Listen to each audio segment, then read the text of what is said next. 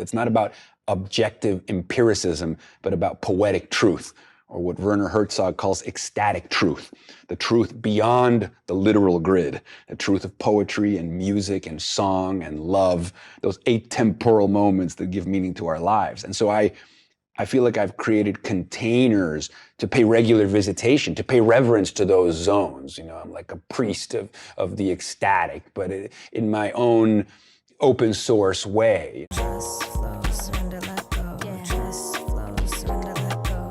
I'm the one I've been waiting for. Just flow, surrender, let go. Just flow, surrender, let go. Just flow, surrender, let go. I'm the one I've been waiting for. Welcome back to the Highest Self Podcast. My name is Sahara Rose, and on this podcast, I love to talk about spirituality and make it modern, grounded, fun, and relatable so it can actually serve your needs. So today we're in for a really special treat because you're going to see someone on the podcast that has majorly inspired my own voice.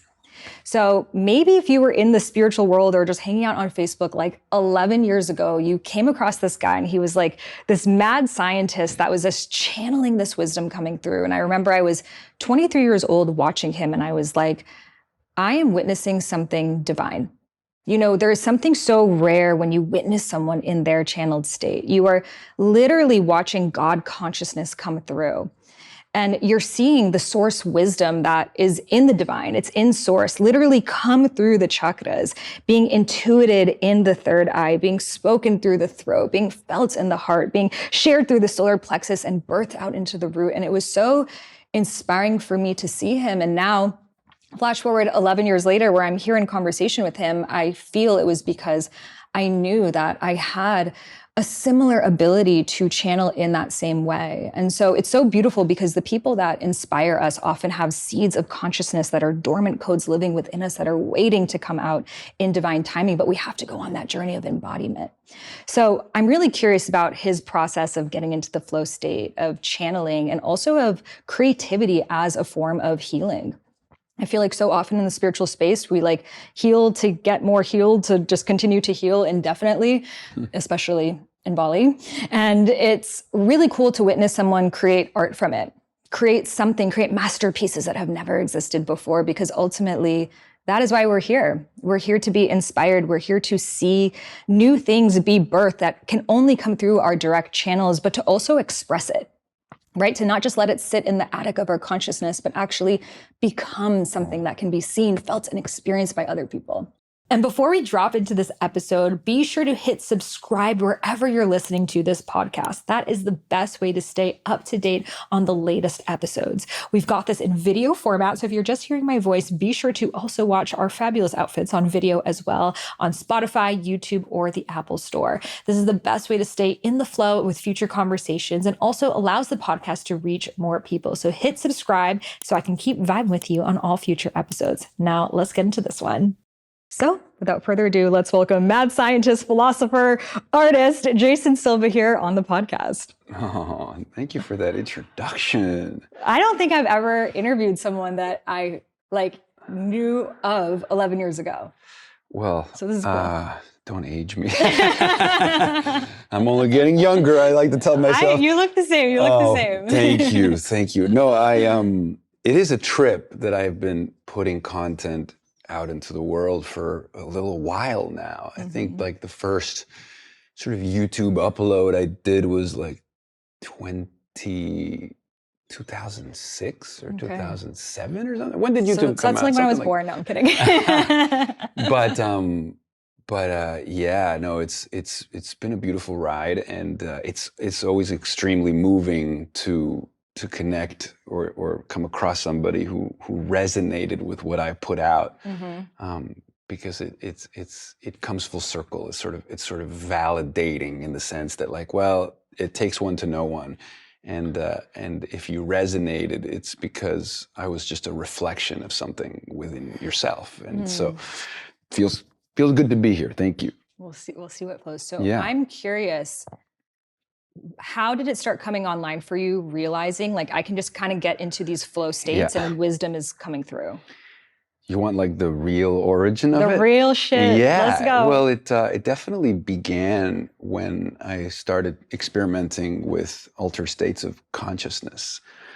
In high school, the first time I tried marijuana or cannabis, as we call it today, it was a state shift that opened up spaces that I wasn't privy to. It sort of simultaneously connected me with my inner child, but also with just a feeling of like rapid fire revelation. So like my love of language met the enthusiasm of my inner child all at once. It was like a new zone that opened up. And of course, I think that when you first experience a moment of a state shift like this, you kind of lose your bearings a little bit. You're like, oh my God, all of these disclosures are birthing themselves, but does this make any sense? You know, like your sort of ego mind and your non-ego mind are sort of wrestling in that altered mode of perception. And so what I started to do was I used to organize these salons in high school with my close friends, and kind of inspired by Charles Baudelaire's hashish parties from like Paris in the 1920s, where all these artists and surrealists. Totally and your whatnot. past life. I think so. And it was like, and this is all intuitive, but it was just like a realization that, at least for me, the cannabis consciousness and what it opened up was not something for parties. It was something sacramental and ceremonial, and it needed a sacred container, a safe zone to like go there, you know, like structure for dream logic, if that is paradoxical, but somehow makes sense. And what we started to do was to record each other, interview each other when we were in altered states of consciousness. This was in high school? This was at 16. Oh yeah. my God. Yeah. Whoa. And now I was already somebody that was obsessed with filmmaking since I was a kid. I wanted to be a director. I loved movies. I used to make skits and direct short films starring my brother and starring my cousins and whatnot. I never put myself on camera until I started experimenting with cannabis and wanted evidence for my future sober mind to look upon my sort of unleashed self, if that makes sense. You know, D.H. Lawrence talks about unleash the free, brave, reckless gods that live inside of you. And it was like what happened to me in these altered states was that I felt like I became the professor of literature. I became like Robin Williams in Dead Poets Society. You know, the words leaped to mind without having to be called for, what you call the channeling. It's like things I read in certain books and interesting quotes and ideas from films, and everything crystallized together. And so I wanted to record this because the ego part of me, the part that was like, you know, do I make sense? Will I be shamed for what I'm saying? Am I incoherent? You know, am I rambling? Am I out of control? Am I on drugs? Especially when you're high, you're like, yeah. Was that genius or was that just a ramble? Exactly. But I was systematic in the evaluation. I was like, well, let's record this. Yeah. And let's watch it later with a different lens. You know, I think Tim Leary used to say, you know, write stoned, edit sober, or write sober and edit stoned. In other words, like bring different lenses, bring chronos and kairos to everything you do and evaluate it through both filters. So when I watched the videos, I kind of had a revelation. I had a revelation because it's not that I didn't recognize the person through the lens or on the screen. It was simply that like I seemed infinitely looser than I often felt. Like it was this strange thing where I was like, normally I feel like I'm in my head and like overthinking things and socially awkward or shy. But then I was like loose. It was like existential lubrication or something, you know? And what was interesting was that it told my vigilant self, you know, because I think we're like bifurcated beings. We're like, you know, when we're in flow, action and awareness become one. But normally they're separate, you know, they're like the thinking self and the second guessing self, you know, the self editor is like trying to control the actions that we perform in the world. And so what this systematic way of evaluating myself in a fugue state did is it told my ego or my vigilant self, hey man, in those containers, you're not needed. I'm perfectly safe. Like I'm safe. Like allow, you know, and I connect that, I think, to what a lot of like shy kids discover when they join a theater class. You know, they're like, oh my God, I'm so insecure and so introverted and I can't make any friends and I'm always in my head. And then I joined a theater class and that was a revelation, you know? Like, what was the revelation? Well, the revelation was you fell outside of space and time. You fell outside of your ego. You fell outside of your insecurities and your second guessing. You allowed yourself to dance like no one was watching because you lost the faculty of the brain that could imagine yourself in the eyes of others. And so that was fucking freedom. You know, it was freedom. And, you know, I think the difference between the mystic and the madman is the scorecard.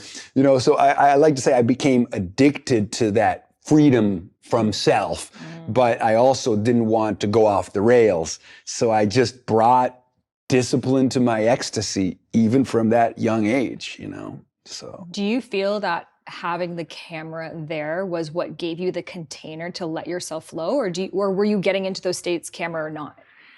You know, I think that the camera was part of building a scaffolding that was part of like creating the permission. Like we're creating a setup, we're opting into a boundary, we're saying action and cut, you know, like the stage, the camera.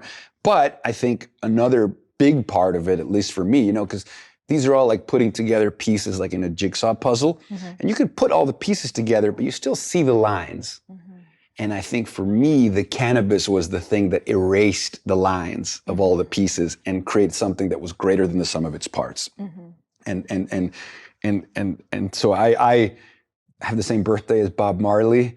When's your birthday? So it's February 6th. Okay, And Aquarius, of course. Yes, and in the Rastafarian, you know, ethic, cannabis is very much sacramental and puts you in conversation with the gods. And so, you know, in an age of psychedelic and entheogenic exploration, you know, like you read about, I don't know, that famous essay by Henry Munn, The Mushrooms of Language, which was about the relationship between psilocybin and linguistic discourse, you know, ecstatic verbalization, ecstatic articulation.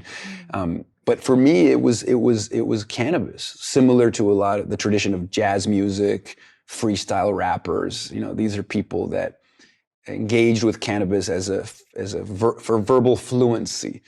But in any case, I became ceremoniously dedicated to creating spaces where I could be free in a way that I was not perhaps in the default world.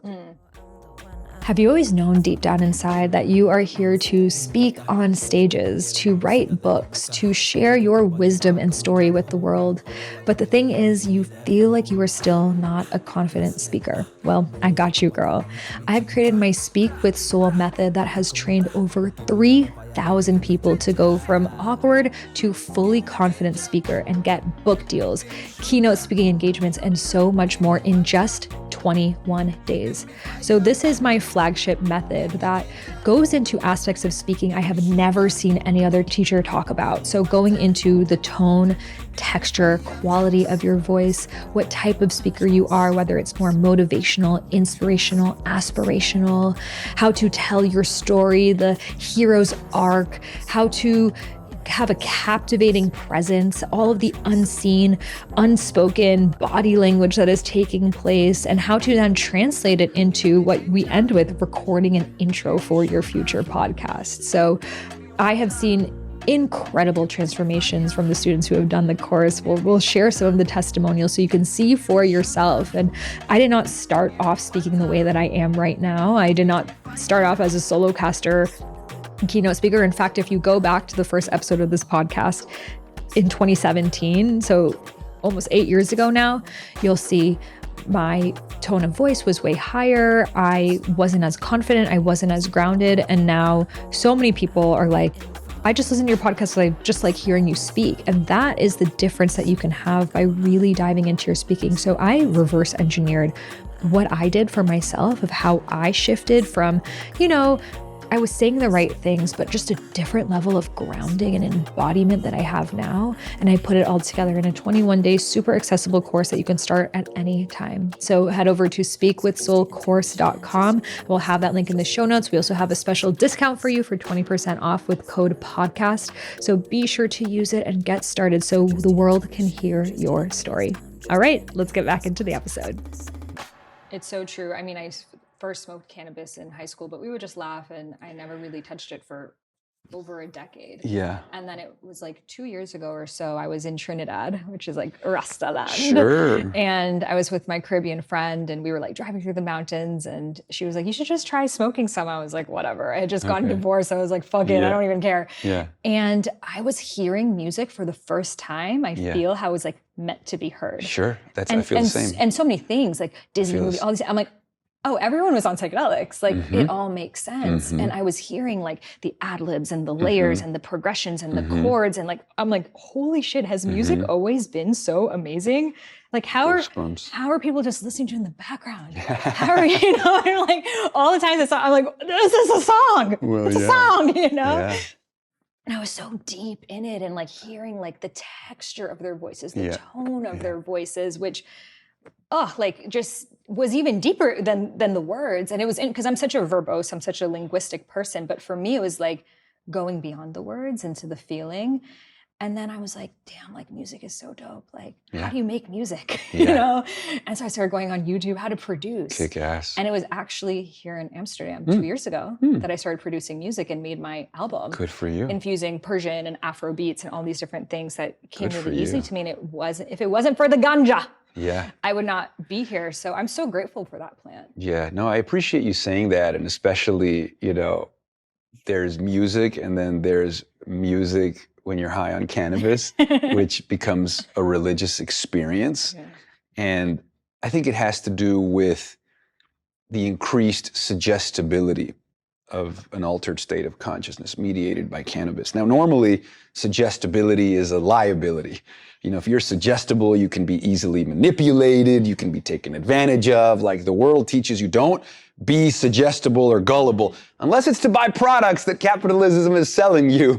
But in general, like you're taught to be vigilant. It's unsafe to be suggestible, to be too porous, to be too easily penetrated by your immediate environment. But in the controlled sacred space, you know, like of music, you know, in the container that I was creating for myself, suggestibility was the point. You know, McKenna used to say, you become what you behold in the psychedelic state. You know, becoming what you behold means that like the separation between you and that which you're experiencing disappears, you know, subject, object, and process become one thing. It's an erotic act, you know, like I often say, like the felt reality of immediate experience is eros, you know, it's sensuous and erotic, and it's like me and the music and the setting are one thing. And so I've become very much a very discerning and exceptional curator of my set and setting. I like to say that living in Amsterdam, I have a mobile studio on wheels. You know, I take my wearable speaker, my colored lenses, you know, my electric bike ride, and I go into the countryside and I have a flow state in kinesthetic motion. You know, I experience omnidirectional freedom. You know, I can go at the speed of agency. I can be imprinted by the environment. I can respond to the environment. And I'm swimming in an atemporal zone. I'm in the same place you are when you watch a movie, but in my normal waking state, you know, and it's, you know, I am an ecstatic. I've realized that now, but I'm a responsible ecstatic. You know, I'm interested in what Jamie Wheel calls a knobs and levers approach to the shaping of your subjectivity. You know, like a DJ, like I want to tune the mood, you know, I want to engage the technical material of subjectivity itself. And it's no coincidence that I'm a filmmaker and that my first love is cinema, because cinema is a technology of subjectivity, right? Like cinema is not showing you the world in the way journalism tries to show you the world. It's not about objective empiricism, but about poetic truth, or what Werner Herzog calls ecstatic truth, the truth beyond the literal grid, the truth of poetry and music and song and love, those atemporal moments that give meaning to our lives. And so I feel like I've created containers to pay regular visitation, to pay reverence to those zones. You know, I'm like a priest of the ecstatic, but in my own open source way, you know, and not to tout my own book, but that's what the book explores, you know, and all my videos have always explored, you know, so I think you recognize that clearly. So yeah, and I definitely resonate with the archetype of the ecstatic deeply, and yeah, and I want to touch base back on making life a movie, because I know that's something that you're so passionate about and embody. But have you ever felt like when you're in these kind of, I'm going to call it channeling, states of consciousness, do you feel like it's always you, it's just your left and your right hemispheres of your brain communicating? Or do you ever feel like you're channeling from somewhere else, whether it's your highest self or these Yeah. philosophers or something beyond you? And I know that you talk about the past life idea, and that's very compelling and very evocative. You know, the felt experience, and I don't make an objective claim about this. For everybody, perhaps it's different. For me, it just feels like me when I become pure intuition and pure presence. So it's who I am without the worrying mind, without the monkey mind that is, for whatever reason, overly oriented around negative outcome, and what if. So it's like when I'm free of that, there's I don't want to say recklessness, because I'm not doing this at the edge of a skyscraper without a railing. I'm doing this Next podcast. in a safe, beautiful, comfortable environment. I like to call it the inflatable castle for adults. It's like, yes, I want to create a metaphorical place where we can do backflips against the wall and not fracture our neck and become paralyzed, and the understanding of that is that I need it to be feral. I need to unleash the holy fool. This has become a very powerful archetype for me. In Venezuela, we used to say, "Se te sale el gafo." When the holy fool, when the fool is unleashed, it's when you succumb to absurd and irresistible hilarity. I'm talking about like the laughing fit to end all laughing fits. Nature's epileptoid catharsis, the best term I ever heard to describe a laughing fit. But it's when insights similar to comedy, they arrive in roundabout ways, and usually that makes us laugh. And I just feel like it's the truest expression of my essence, if that makes sense. Do you ever feel like when you're saying something, you go back and you disagree with what you said? No. So it's always been like full truth and stays resonant. Interesting. Yeah. And do you feel like you're channeling from your emotions, or you feel like it's somewhere beyond emotion? I think it's emotions acquire discursive capacity. So feeling takes on rhapsodic language. It's not just the mind. It's definitely the emotional body. Besides cannabis, do you have any practices to get you into that state? Yeah, I prioritize getting really good sleep. So, nightlife is not really a part of my life now. I think of myself as an elite athlete for the art that I create. And so I really take care of my sleep. I really take care of my diet. I really take care of my physique and my training regimen. I don't use cannabis daily because I also have to respect metabolic patterns and rest and recovery cycles with flow and respecting the biology and what it takes to recover. So cannabis might happen a few times a week, but not every day. And that way you avoid also tolerance, and you keep it fresh every time. And, those are things that you have to be really disciplined about, because when you love something, you want to do it every day. And I had to hit the limits of biology to realize, I'm like, okay, this doesn't work if you want it every day. Like, you have to respect the cycles. And so I would say all of those things play a role ultimately in that when I'm ready to unleash, I know that I can trust the physiology also and the muscle memory, because I've created a system around it. Yeah, and I feel like movement, like you were talking about how you go biking and walking. Oh yeah, I can't get high and just sit there. Yeah. I mean, unless it's like watching a movie. You're very Vata. Did you know that? Your dosha. I think I told you that. Yeah. Okay. So you need to stay in movement. I need to stay in movement, and I use the word hover a lot. So like when I'm in the zone, I like to hover, kind of like my version of the whirling dervish. I'm not like spinning in circles, but I am like the ecstatic whirling dervish. Yeah. Past life. Possibly. There you go. There you go. Yeah. That's how we knew each other, ancient Persia. Yeah. But I just like to do that. It's part of it's like this, there's a subtle dancing, a bopping, sort of swimming. Yeah. Because I think the mind reflects the state of the body. Yeah. So when we're sitting, the mind gets sedentary. No bueno. Yeah. And anxious. But I also think some of us have more energy circulating through our body, and that's why we become anxious, Definitely. because we're not moving, and it's the way our Definitely. society is set up. And for me, once I start walking, it's like something Yeah. about the rhythmic pattern of like left, right, Yeah. that the mind can Yeah. just start to like Yeah. undo all the knots. Yeah. And first it's like surface level thoughts. Of course. And then you get into this kind of state where you're like, oh, this is good. This is something. Well said. But then I find sometimes, like, if I don't catch it in that moment, it's Yeah. gone. Yeah, and that's where it's been incredible technique, skill, that early experiment with like wanting to verify Yeah. that what transpired when I loosened the seatbelt of the psyche a little bit, you know, or the vigilance, you know, and I allowed myself to, you know, go into cruising altitude.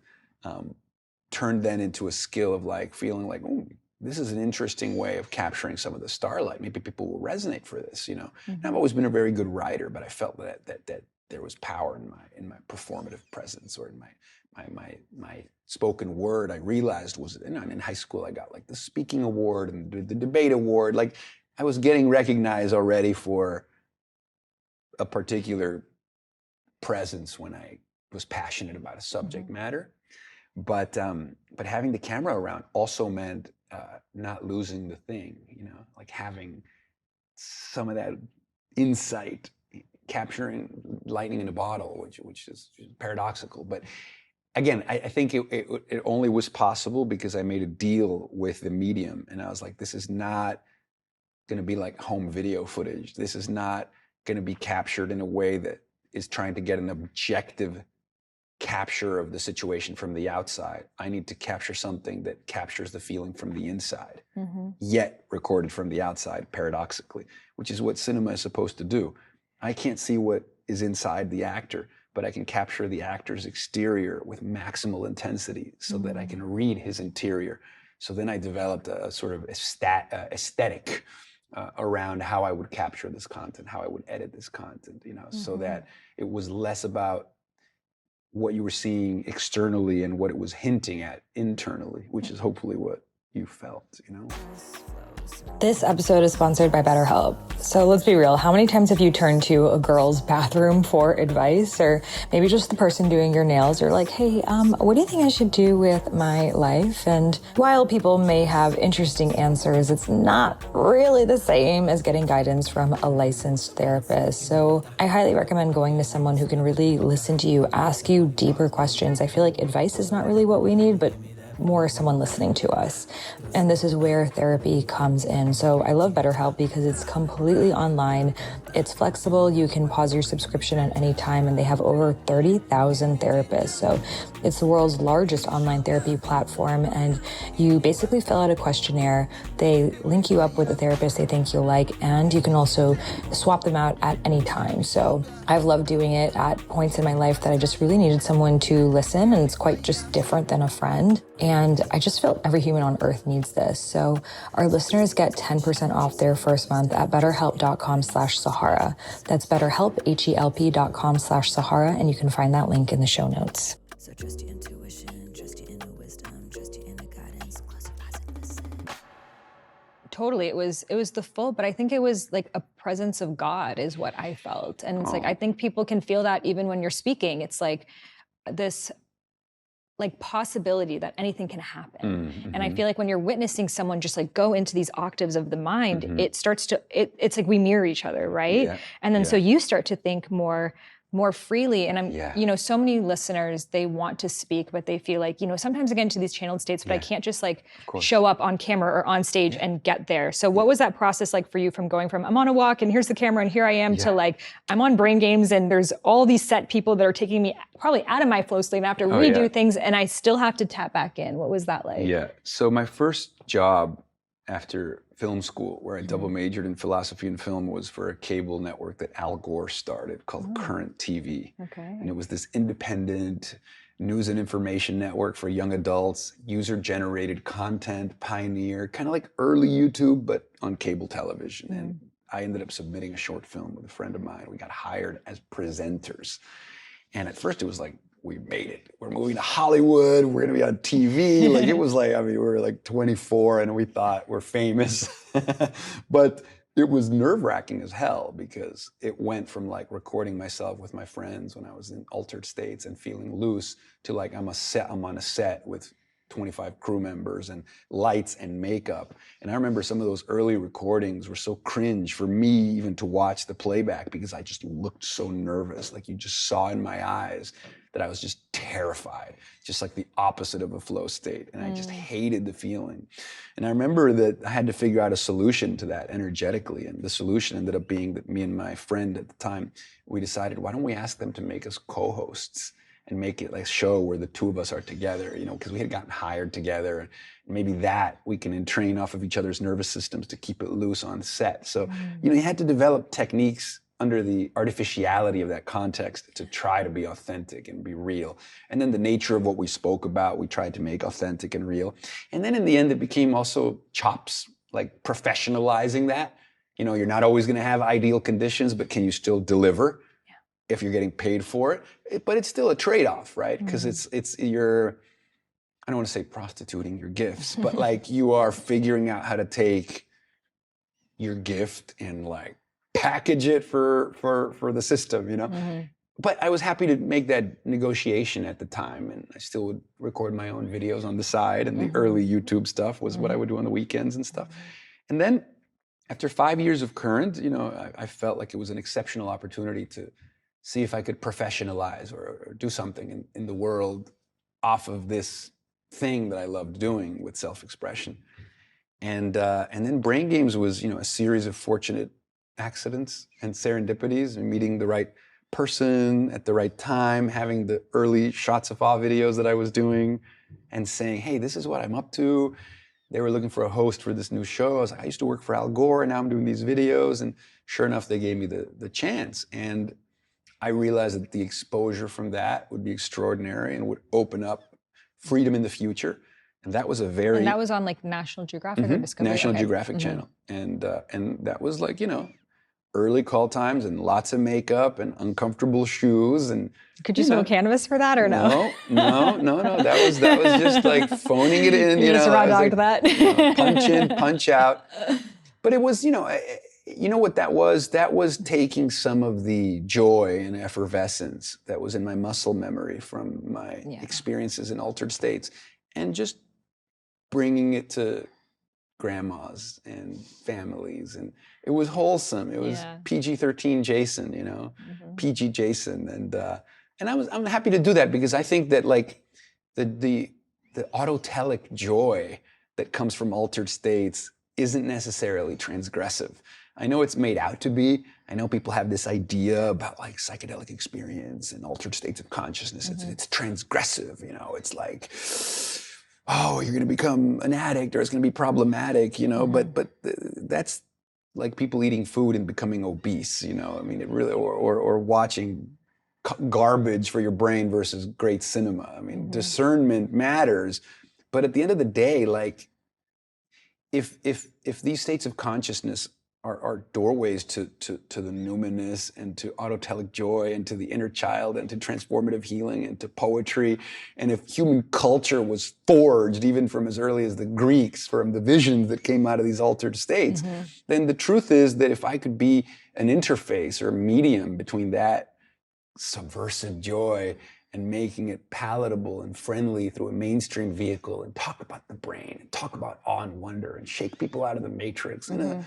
perfectly accessible way, I was happy to do that. And I did it for 5 seasons. And then I did it on keynote stages around the world. And it was great and it was wonderful.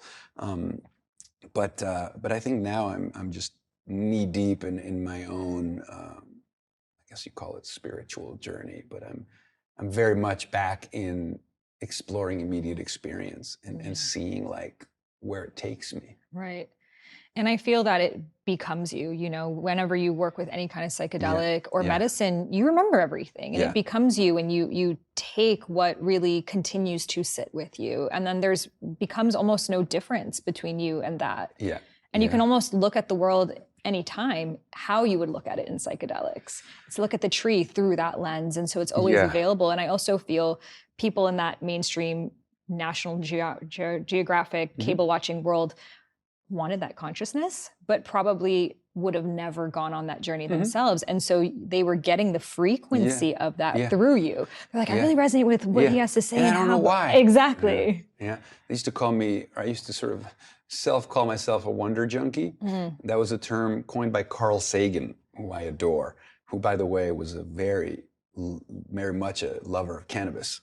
This has been like widely published since then. He wrote this essay under a pseudonym back then about how much he loved cannabis and the credit he gave it for some of the philosophical ideas and reflections and whatnot. And many musicians I adore, Allen Ginsberg, the Beat Poets. I mean, there's a lineage of like thinkers I resonate with for whom altered states were part of their repertoire, you know?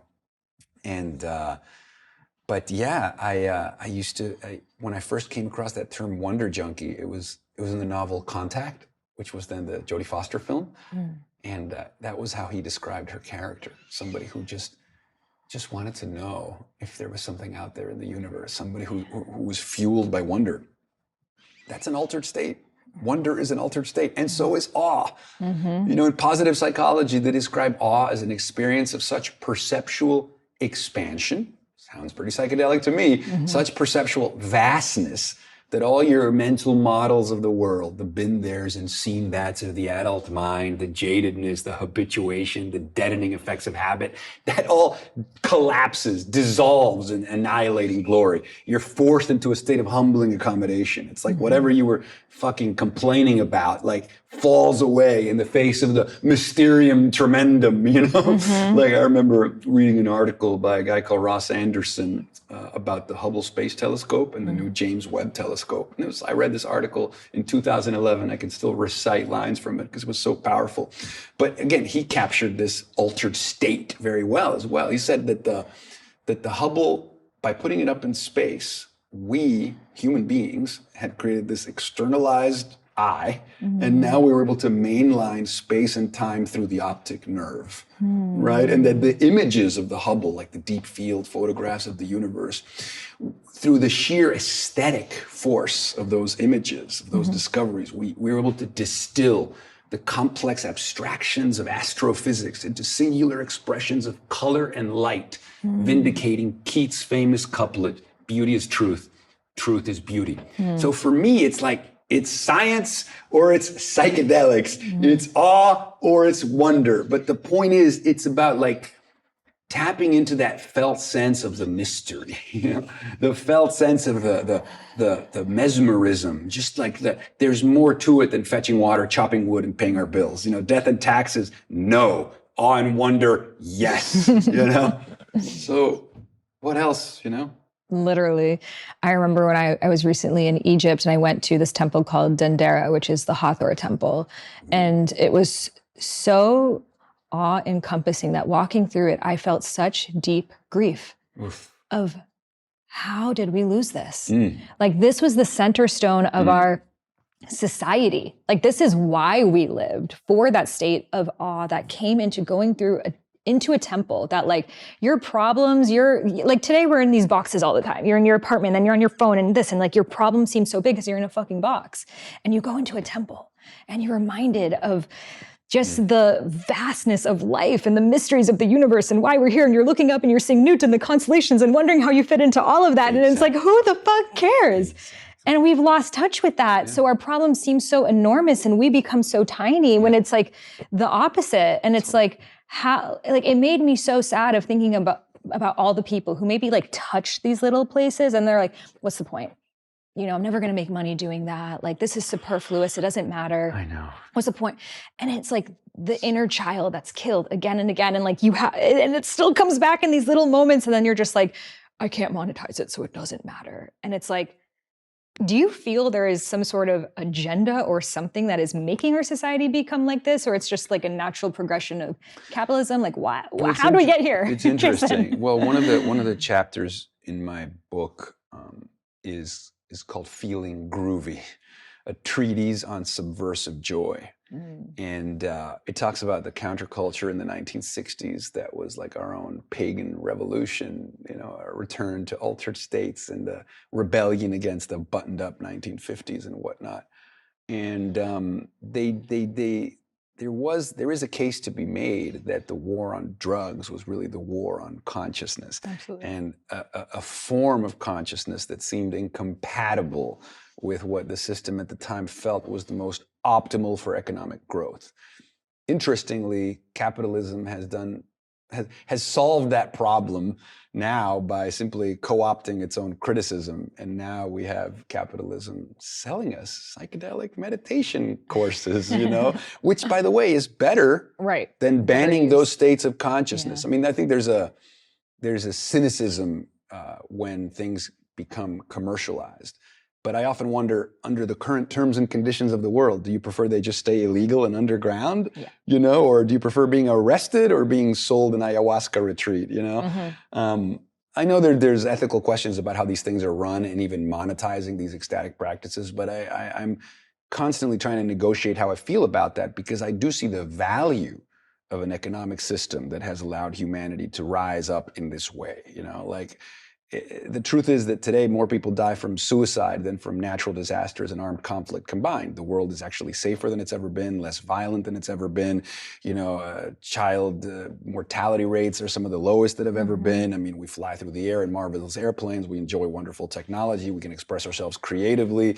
We have civil liberties, in ways that we never. I mean, so I see like incredible progress, and I see the system of trade and capitalism as something that has made it so that we don't just massacre each other all the time, So I see the value of that. And I guess my hope, rather than like wanting to like cut the system at the knees and burn it all down, I'm more thinking, how do we leverage some of the latest things that are coming into the fray, like AI and whatnot, and as other things like biology and material science become information technologies, that maybe the price point for those things will come down to zero. Maybe we will move into a world where labor is obsolete because, 5% of the workforce can create, 1,000% economic growth, and everybody is on some kind of like incredible scholarship or universal basic income situation. And we all live like university students and artists with a sort of stipend given to us by AI, and we just live like philosopher kings. Oh, that's a I'm signing up for that reality. Thank you. Protopian view, but yeah. But we're dreaming it into existence now. Yeah. I mean, we're already living it. Yeah, exactly. Like our life maybe wouldn't have been possible, and more people, I think, the fact that I can that I've been able to make a living as a philosopher. Like a public intellectual, like sharing ideas and expressing myself filmically, like a poet would, but instead of being a homeless poet, I can make it work in the system. I think there's a nice marriage there that involves participating under the current conditions while striving to make things better by agitating people into awakening. Yeah, and I feel like it's steps of consciousness. Like if we look at, we had the agricultural revolution, the industrial revolution, the information and this conceptual era that we're in right now. And it's like sometimes even individually, we have to get sick of our own shit. Yeah. We have to get sick of like, am I really going to live Groundhog's Day again and again and again? Or I'm going to take this wisdom from this podcast and actually go out on my bike and fuck around and find out and see what happens, And it's like, sometimes we do have to hit a certain level of rock bottom to be like, this path isn't working and I need to create some sort of change. I agree. Yeah. So I want to talk about making life a movie, because I know that's something that you share about a lot, and it's something you're writing about in your new book. Oh yeah. So I feel a lot of people talk about like main character energy, which is kind of that, like being the main character, and also being the director and the producer and the writer, and you're also casting everyone in your life, good, bad, ugly. So how do you see your life as the movie that you're living? Yeah, I've heard this term, main character energy. You give total main character energy, by the way. Well, but I think, I hadn't thought about it. So I think everybody is the main character of their own experience. You're all the center of your own experience. I'm more interested in the director role than main character energy, because the directing role gives you stewardship over your own experience. There's a great line by a guy called David Lenson. He talks about this phrase used in the 60s, and it's called, he says, the 1965 phrase of dismissal, "Get out of my movie," describes this heightened stewardship of internal life. Okay? The cannabis user, he says, wants to take control of his or her consciousness and what it contains at any given moment. What is disliked must be avoided, but what is enjoyed can be enjoyed with contemplative exactitude. So it just means, here's the frame, what do I want to put in the frame? You know, and as a filmmaker, that's what a filmmaker does. He directs attention. It's the art of directional attention, directional awareness, you know. Now, it's not about just putting what's in the frame, but then once you put what's in the frame, submit to it. You know, because if you're already thinking what you're going to put in the next frame in the sequence, then you're not present. So it's between directing and surrendering. You're dancing in that paradox, control and surrender, structured recklessness, control and letting go. But yeah, I just think layer your field of awareness the way you layer a scene in a movie with Final Cut. You know, think of the music, think of the cinematography, think of the setting, think of the people.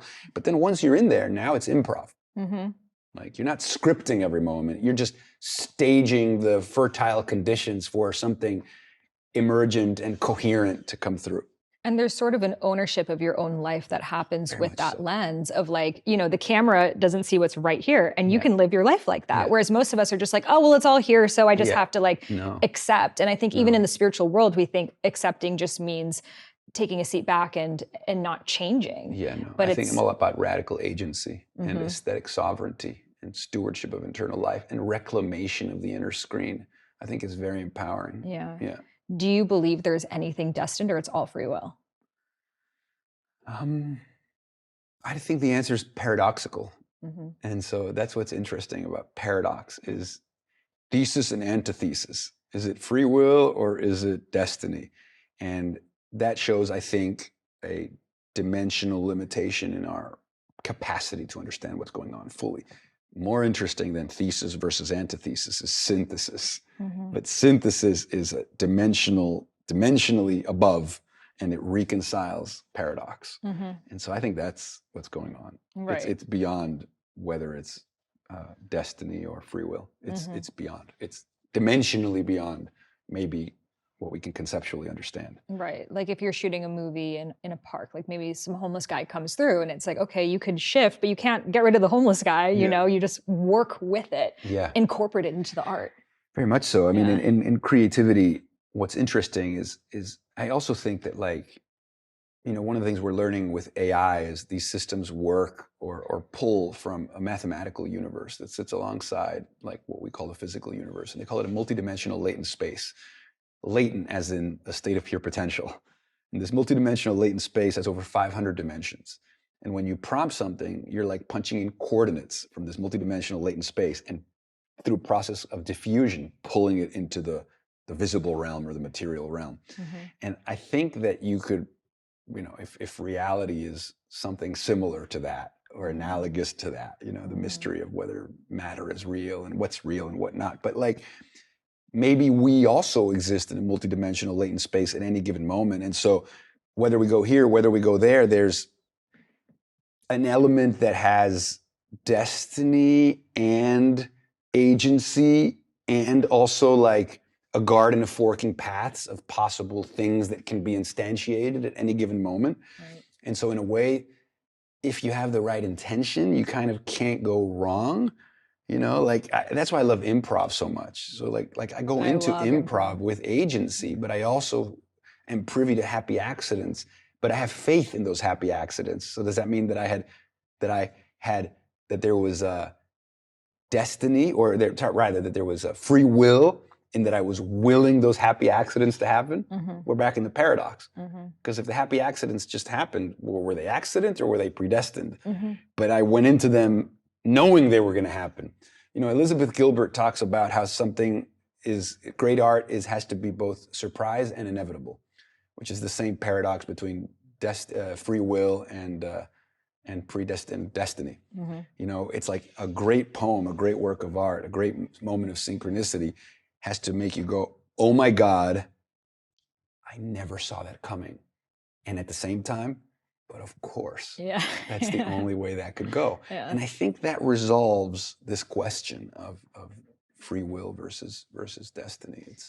I feel like looking into our past, at least for me, to be like, it was all destined, it all had to be exactly as it was, gives a feeling of peace, I would say. You know, I know when I've sat with medicine, looking at the things of my life of like, it had to be this way for you to become this version of you. Sure. But is it for sure having to continue in the future to be a sort of way? I don't know. Well, maybe it's more like there's an infinite amount of ways to arrive where you always were going to arrive. Mm-hmm. So it's like, and what I mean by that is that no matter which way you go, right? Surprise, didn't see that coming. And of course, that's exactly what I had to learn. You know, like maybe things have a mythopoetic quality where the process, the archetypal process is already written. But then we have a biographical dimension where the way it actually played out, it was just one out of a million different rolls of the dice. Right. But the archetypal sort of pattern was going to be no matter what. I do feel that. I do feel we do have an overarching direction, theme of There you our go. life. Yeah. And then it's like different stories that play it out, maybe different timelines that we could have taken, different dances we could have done with different people, but ultimately you will learn what you needed to learn in this lifetime. Yeah. Yeah. So tell us more about your new book that is coming out. Sure. So I never wrote a book before. I was very intimidated by the process, but then I just, you know, I've been practicing my writing process in the oral tradition. You know, I've been waxing rhapsodic for 15 years. Yeah, do you freestyle rap, by the way? Well, I think my videos are freestyle raps. I think you need a rap album. Well, but I mean, I think I rap in my own you do. with my own cadence. But what's, you know, I've never scripted a video in my life, so there's a capacity for extemporaneous discursiveness, and there's a lot of ideas and intuitions and a lot of books and references and analogies. You know, I have a distinct worldview, and I could probably, you know, you pick one of my videos from my collection, and I could just give you a whole take on that video step. So I thought, okay, maybe I do the book version of Shots of Awe. Mm-hmm. You know, it's not going to have a clear linear arc. It's just going to be a series of essays, ecstatic essays, that each one is going to feel like a kind of expanded lyrical transcription of one of my Shots of Awe. But I didn't want to work with a ghostwriter, and I didn't want to sit there and like type the whole thing from A to B. So I thought I would just dictate the whole thing. And I'm one of those people that has embraced AI fully. And this is not typing on AI, hey, write my book for me. No, this is not that. But this is using AI transcription, which means getting into a flow state, sometimes high as fuck, and just rhapsodizing for 5 minutes straight, a pure monologue, having it immediately transcribed, and then be like, okay, where can we add some subchapters to break this down? Now I have a digital research team. I'm like, hey, find some interesting academic thinkers that verify some of these intuitions, you know, and then like reading through it, and then I might go revise it to make sure that, you know, that if there's grammatical, whatever, sentence structures that I can modify. But it's really been an iterative loop and a fast feedback loop. Then at some point I feel like I don't know where I end and it begins, to be honest, you know. And but what I do know is that after 5 months of working in this way, I feel something that I've created something that feels like an authentic reflection of everything I want to say. Mm-hmm. You know, and it's called Sacred Derangement, and the title is by design, because normally people think of as derangement as a problematic thing, but like the surrealists have a tradition of deranging the senses to reveal something new, right? Shatter to reveal. And that's kind of the idea behind Sacred Derangement. This is a sacred shattering to reveal. And the subtitle is A Field Guide to Outrageous Creativity, Radical Self-Expression, and Living in Awe. So that kind of captures it. And then I get to nerd out on a lot of like intellectual ideas that I love, and a lot of them, but they all kind of rhyme, you know, whether it's aesthetic distance or the case for ecstatic perception, or I have a chapter called The Movie of Consciousness, which is all about cannabis. I have chapters on flow and cycling and omnidirectional freedom. I mean, what you see there is like, oh yeah, this is how Jason's been like experimenting and creating a cartography of his modes and modalities. That's what it feels like. And I feel like that's what a beautiful book is. It's a crystallization of who you are. Very much so. It's like handing someone, here's a piece of my consciousness. Yeah, very much so. Okay, well, Very we will much so. have that link below. Thanks. Yeah. Groovy. Well, thank you so much for sharing your wisdom and channel. I feel like my 23-year-old self is like, full circle moment. So thank you for being here. Thank you for continuing to create and be such a living example of Dharma. I feel like some people get into these phases where they're creating a lot of content and they drop it. And you've been so continuous on your path and really a pioneer for all of us ecstatic channels. Thank you so much for being you. Well, thank you. Thank you. And I appreciate you very much. And I feel your vessel also. Like you're such a clean, clear vessel. And it's nice that you resonated with me so long ago and that you are very much one of us. Yes. Thanks. Well, thank you. And we will have his book, his social links, and everything else listed below. So this is such a good conversation to share with your friends. Be like, I feel like I get into this flow state. What do you think about this? Like, let's talk about sacred derangement and ecstatic. There's so many freaking words here. Yeah. If someone's new at English, by the way, this is a very good podcast to expand your vocabulary. And you do a lot in Spanish. And I used to love watching your Spanish videos because it would help me with my Spanish. Fantástico. Porque cuando era pequeña, mi primer idioma fue español. Pero no soy latina. Qué maravilla, so the next chica. one we'll do in Spanish. Gracias. So share this with your friends, have a conversation, and be sure to review this podcast wherever you're listening to it. It's on YouTube, so you can watch the video on Spotify, Apple, wherever you're listening to it. And I'll see you in the next one. Trust your intuition, trust your inner wisdom, trust your inner guidance. Close your eyes and listen. Surrender, let go. So trust your intuition, trust your inner wisdom, trust your inner guidance. Close your eyes.